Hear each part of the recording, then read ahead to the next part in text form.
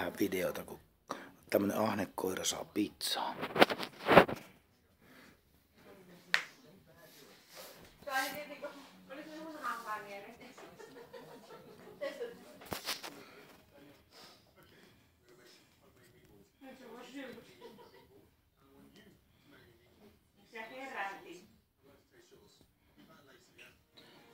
Elä hotki koko palaa kerralla.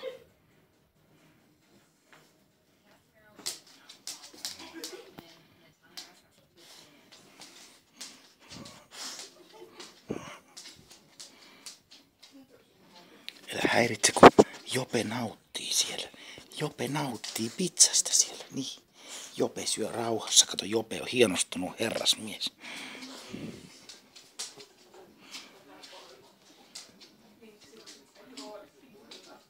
Ja tässä jännittävässä vaiheessa voimme pitää pienen tauon. Pause. No niin.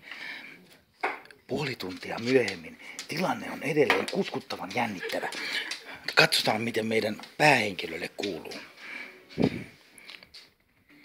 Ja täällä on pizzansyönti edelleen hieman kesken.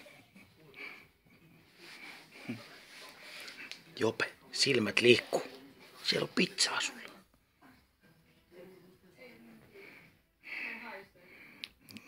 Melko se ahne tapaus.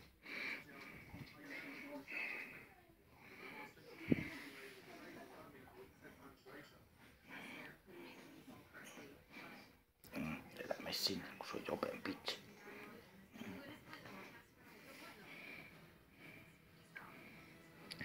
Palaamme asiaan aamun tunteina 6-8 tunnin jälkeen suurin piirtein. Katsotaan mikä on tilanne, jännitetään siihen asti.